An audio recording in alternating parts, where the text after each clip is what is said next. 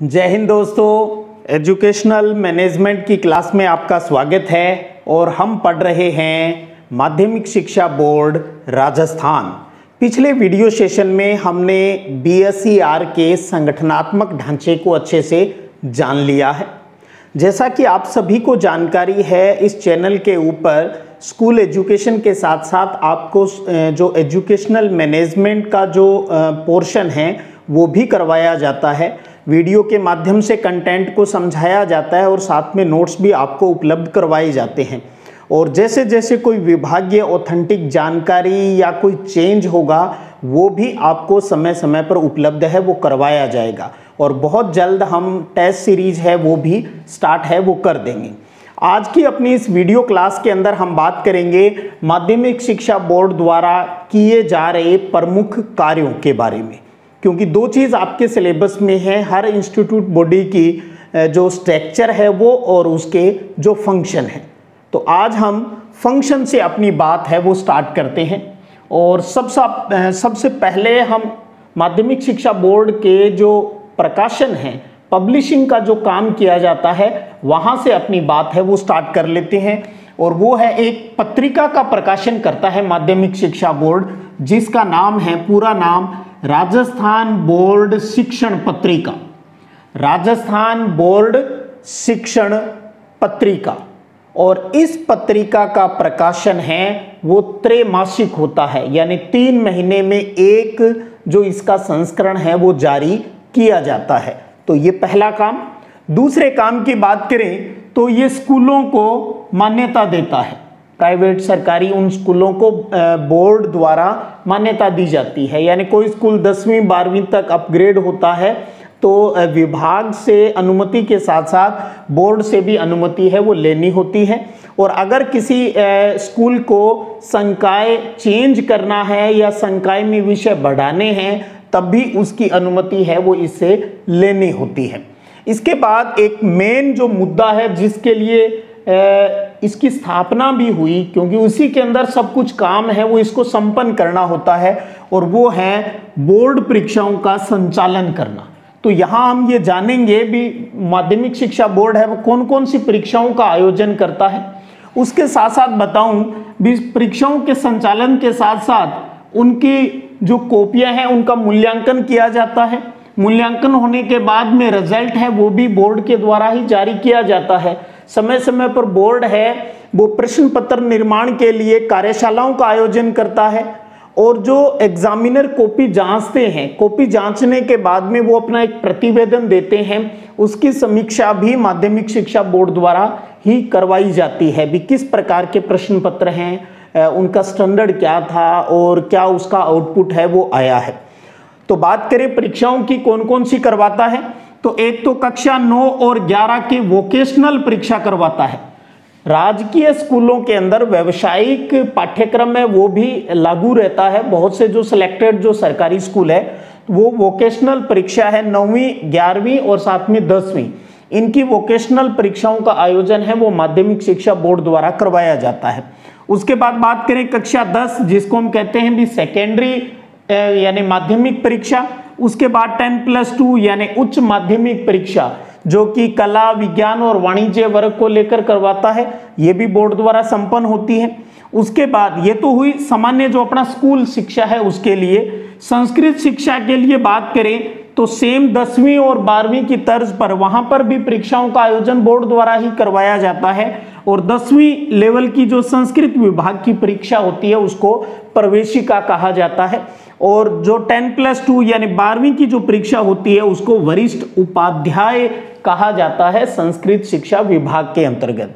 तो और उसके साथ साथ और भी कई एग्जाम हैं, जैसे STSE, इसकी फुल फॉर्म भी ध्यान रखिएगा, स्टेट टैलेंट सर्च एग्जामिनेशन, राज्य प्रतिभा खोज परीक्षा। और साथ में NTSE, national talent search examination, राष्ट्रीय प्रतिभा खोज परीक्षा, और उसके भी पहले चरण का जो आयोजन है वो बोर्ड द्वारा किया जाता है। एसटीएससी का तो कंप्लीट यही देखता है, और एनटीएससी परीक्षा है उसके एक लेवल का जो एग्जाम है वो बीएसईआर द्वारा लिया जाता है।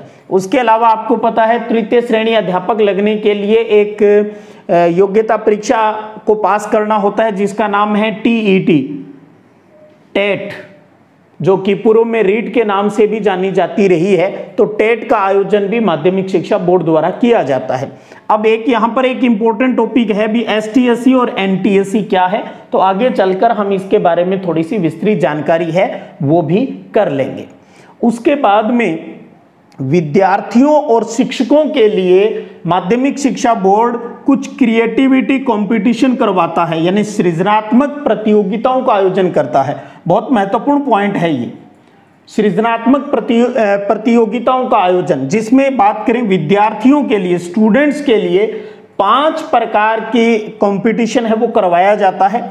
एक है आशु भाषण, दूसरा है निबंध, तीसरा है चित्रकला को लेकर, चौथा क्विज, और 5वां है एकल गीत। तो ध्यान रखिएगा इन 5 को, ये स्टूडेंट्स के अंदर क्रिएटिविटी डेवलपमेंट को लेकर ये कार्यक्रम है वो बोर्ड द्वारा करवाया जाता है।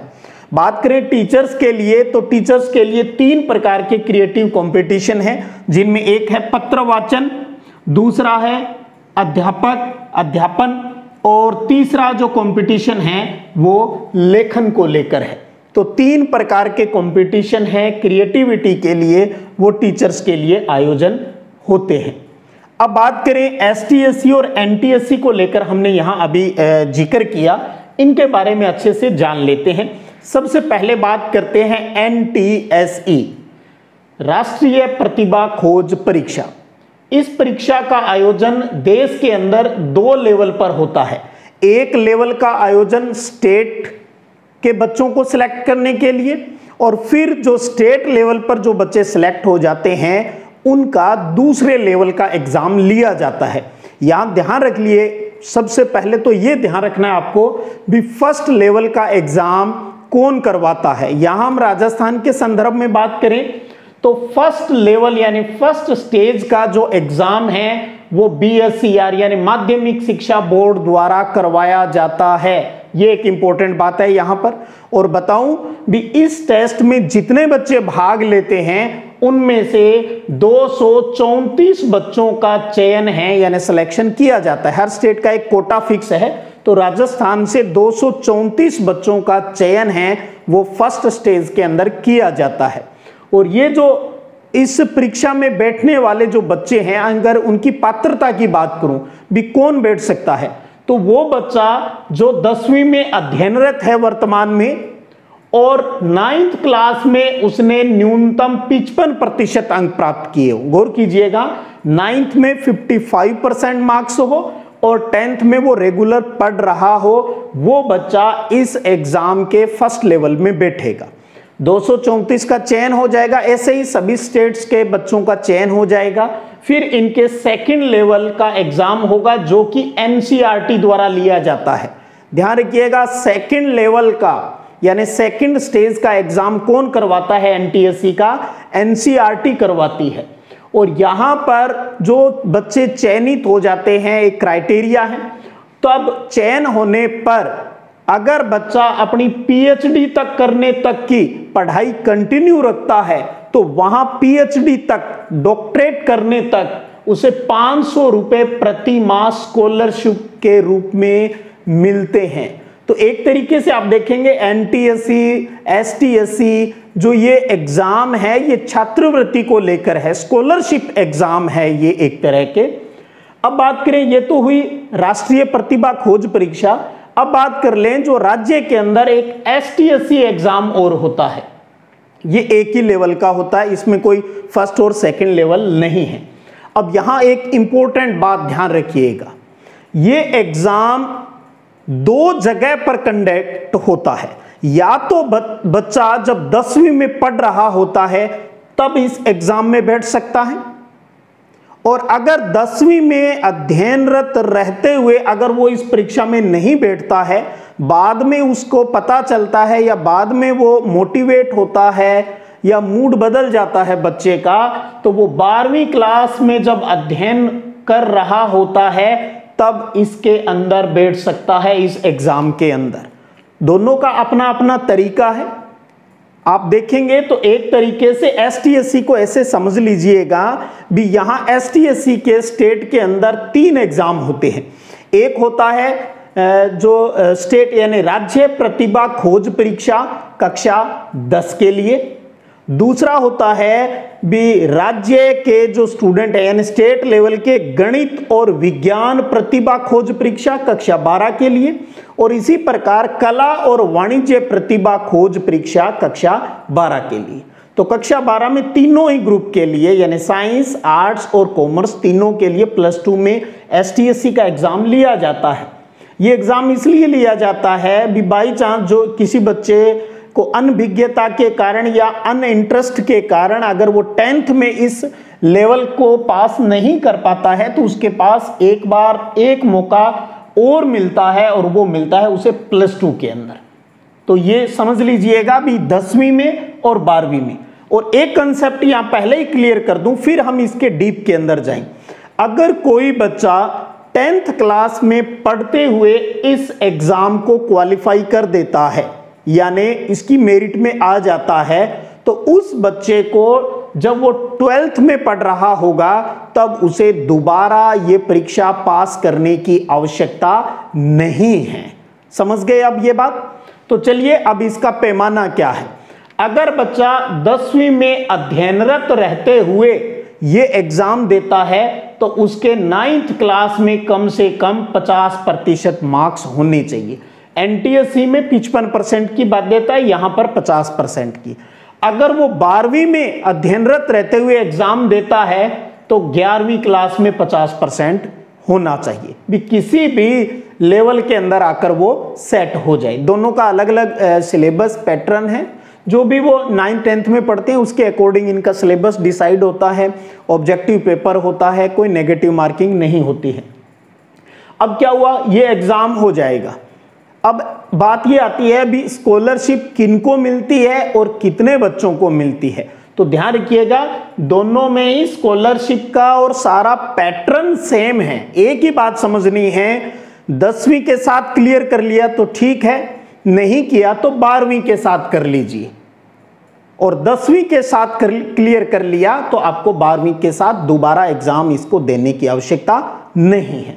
यहां क्या होता है, दोनों ही चाहे आप 10th लेवल पर सिलेक्ट हो गए और या कोई बच्चा 10th में क्लियर नहीं कर पाया या उस टाइम उसको पता नहीं था और +2 लेवल के अंदर बैठकर क्लियर करता है, दोनों ही कंडीशन में 50 बच्चों का चयन किया जाता है। टॉपर 50 बच्चे, टॉपर पहले 50 स्थान प्राप्त करने वाले बच्चों को सिलेक्ट किया जाता है।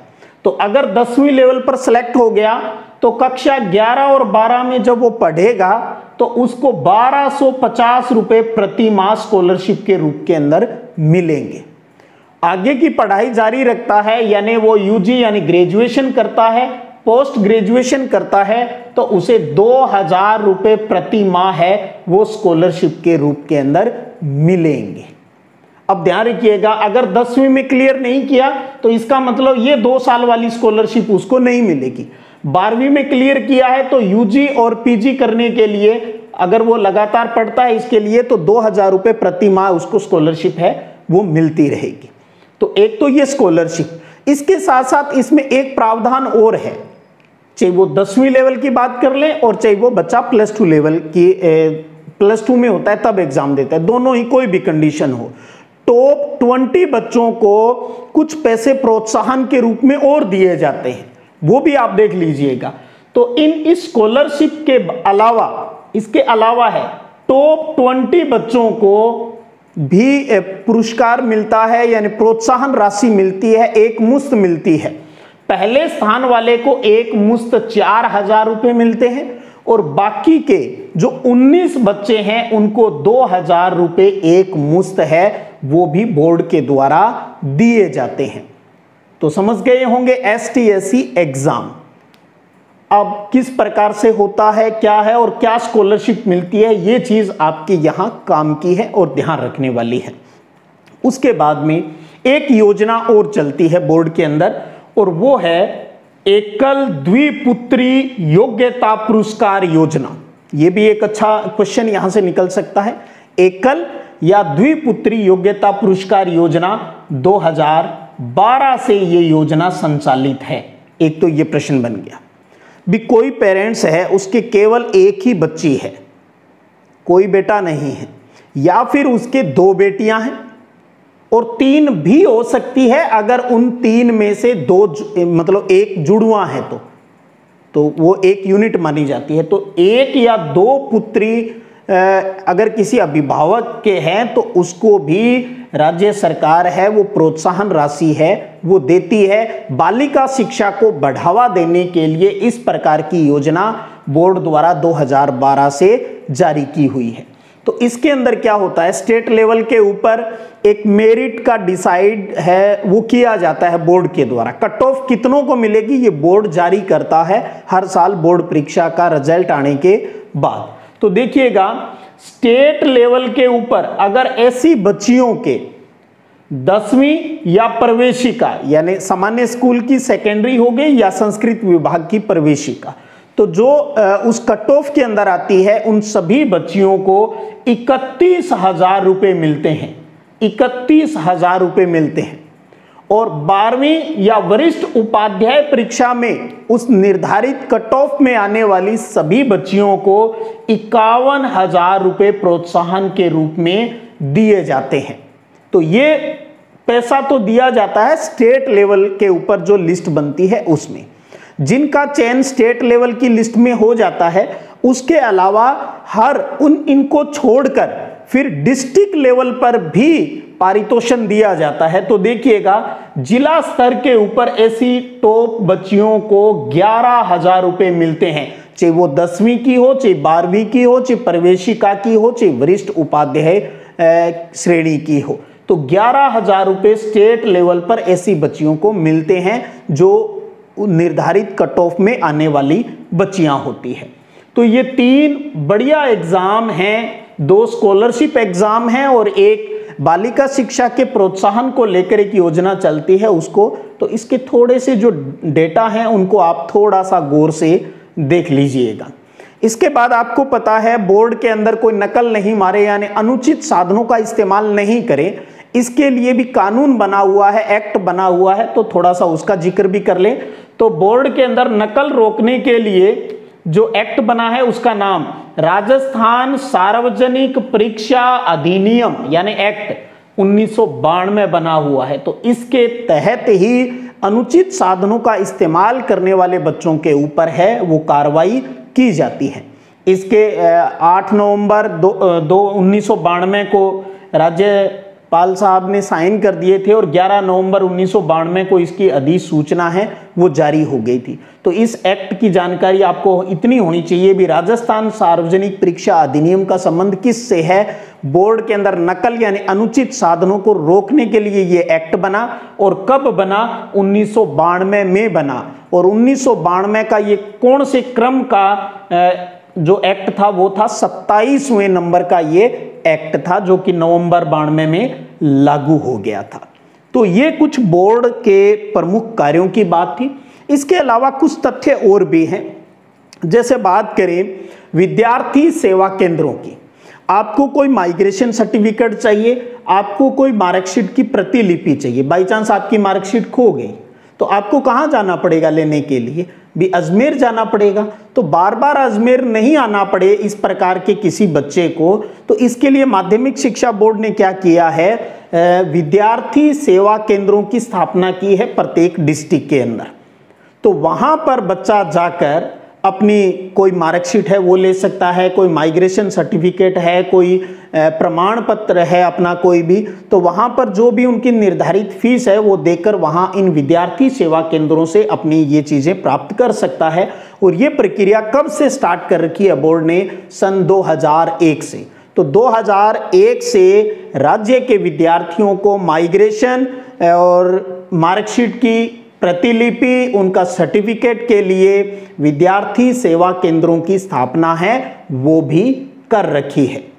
इसके अलावा बात करें 2017-18 के अंदर 2017-18 के अंदर माध्यमिक शिक्षा बोर्ड ने कुछ नए पुरस्कार है उनकी घोषणा की थी, जिसमें टीचर्स के लिए था शिक्षक रत्न पुरस्कार और बच्चों के लिए दो प्रकार का था, एक था खेल रत्न पुरस्कार और दूसरा कला रत्न पुरस्कार, जो कि 2017-18 में दिया गया था। उसके बाद में फिर एक बार ये विचाराधीन ही हो गया, अब नया जब दिया जाएगा तब बात करेंगे। पहली बार जो शिक्षा रत्न पुरस्कार दिया गया था तो वो हमारे उदयपुर से की लेक्चरर थी डॉक्टर माधवी त्रिपाठी, उनको दिया गया था और उसमें उनको 1 लाख रुपए हैं वो पारितोषिक के रूप में दिए गए थे। और इसके साथ साथ एक 2-3 बातें और है जो आपको ध्यान रखनी होगी। एक है, आपको पता है गांधी जी की 150वीं जयंती के ऊपर स्टेट के अंदर काफ़ी कार्यक्रम हुए, तो उसी के तहत माध्यमिक शिक्षा बोर्ड ने 2 प्रकार के एग्जाम भी करवाए थे। एक करवाया था 2019 में जिसका नाम था गांधी विचार संस्कार परीक्षा। गांधी विचार संस्कार परीक्षा का आयोजन भी 2019 में माध्यमिक शिक्षा बोर्ड ने करवाया था और फिर 2021 में इसी उद्देश्य को लेकर सर्वोदय विचार परीक्षा का आयोजन भी माध्यमिक शिक्षा बोर्ड ने करवाया था। अब लास्ट में एक बात और कहूंगा, ध्यान रखिएगा, 6ठी से 12वीं में आपको पता है ना बच्चा एक थर्ड लैंग्वेज लेता है, तो थर्ड लैंग्वेज यानी तृतीयक जो भाषा होती है उसमें राजस्थान के अंदर कौन कौन से विषय लिए जाते हैं थर्ड लैंग्वेज के रूप में, वो ध्यान रखिए। उनकी संख्या है 5। जो कौन सी है, आप थर्ड लैंग्वेज के रूप में संस्कृत ले सकते हो, उर्दू ले सकता है बच्चा, गुजराती ले सकता है, सिंधी ले सकता है और पंजाबी ले सकता है। एक प्रश्न ये प्यारा बनता है, एक है इनमें अल्पसंख्यक भाषा कौन सी है? तो ध्यान रखिएगा, शिक्षण व्यवस्था के हिसाब से देखें तो अल्पसंख्यक भाषाएं हैं वो 4 हैं। 4 हैं, एक उर्दू, एक गुजराती, एक सिंधी और एक पंजाबी है। तो इनका भी आप ध्यान है वो रखिएगा। तो माध्यमिक शिक्षा बोर्ड के इतनी चीजों को यानी इतने कार्यों को आप थोड़ा सा गौर कर लीजिएगा। और मैं तो ये कहूं लास्ट में भी, अगर आप इनको एक बार भी रीड कर लेंगे, बस इनको थोड़ा सा इनकी राशियों को देख ले भी कितने बच्चों को किस प्रकार से क्या मिलता है और कौन भाग ले सकता है, उसके अलावा तो इसमें कुछ याद रखने वाली बात ही नहीं है। क्योंकि जब हम यहां तक एजुकेशन लेकर पहुंचे हैं तो इसमें कौन सी नई चीज है। नई चीज में हो सकता है आपको नहीं पता हो, तो ये ध्यान रख सकते हो भी यहाँ राजस्थान बोर्ड शिक्षण पत्रिका, ये पूरा नाम है उसका, ये पूरा नाम है, ध्यान रखिएगा, जो कि त्रैमासिक होती है। ये आपको इसमें विशेष ध्यान रखने वाला है। उसके अलावा जो सृजनात्मक गतिविधियां होती है विद्यार्थियों के लिए और शिक्षकों के लिए, इनको आपको ध्यान रखना है। प्लस अनुचित साधनों वाला एक्ट हो गया 92 वाला, उसको ध्यान में रखना है, 92 में आया। प्लस 2 स्कॉलरशिप एग्जाम है, एनटीएससी जिसके फर्स्ट लेवल को बीएससीआर लेता है और एसटीएससी में 10वीं और 12वीं 2 जगह से आप इस स्कॉलरशिप एग्जाम के अंदर एंट्री कर सकते हो। 10वीं में कर ली तो फिर 12वीं में करने की आवश्यकता नहीं होती, ये राशि आपको कंटिन्यू मिलती रहती है। तो इसमें स्कॉलरशिप के साथ साथ एक मुश्त भी राशि है वो मिलती है, तो इसमें डबल बेनिफिट रहता है। और एक एकल या द्विपुत्री योग्यता पुरस्कार है, भी किसी अभिभावक के एक ही बच्ची है या 2 बच्ची है तो उनको भी स्कॉलरशिप है वो दी जाती है, यानी एक साथ जो राशि है वो मिलती है। तो 5-7 बातें ही तो हैं इसमें गौर रखने वाली, वही है ना, एक बार गौर से पढ़ लीजिएगा ताकि लास्ट टाइम में आपको ऊपर सिलेबस का किसी भी प्रकार का कोई प्रेशर है वो नहीं रहे। स्टैंडर्ड पढ़िएगा, स्मार्ट रूप से पढ़िएगा भी क्या चीज आपको किस टॉपिक में कितनी आनी चाहिए, बस उतना ही कर लोगे, आपका कोई भी प्रश्न है वो गलत नहीं होगा। और आगे जो कोई भी नया अपडेशन आएगा तो जैसे मैंने पहले भी कहा, हम आगे भी जो सारी जानकारियां हैं वो आपको उपलब्ध करवाते रहेंगे। और अब अगले वीडियो सेशन में हम बात करेंगे एक नए इंस्टीट्यूट को लेकर और पूरे माध्यमिक शिक्षा बोर्ड से के उसके संगठनात्मक ढांचा और उनके कार्यों के नोट्स की जो पीडीएफ है वो आपको टेलीग्राम चैनल के ऊपर भी मिल जाएगी और साथ में नीचे डिस्क्रिप्शन जो लिंक दिया गया है वहाँ पर भी आपको ये नोट्स हैं वो अवेलेबल हो जाएंगे। आप अगर आपको अच्छा लग रहा है तो कमेंट कीजिएगा और आप अपने साथियों को भी जोड़ सकते हो अगर आपको यहाँ विश्वास हो तो। चलिएगा, फिर मिलेंगे अगले वीडियो सेशन में, तब तक जय हिंद जय भारत।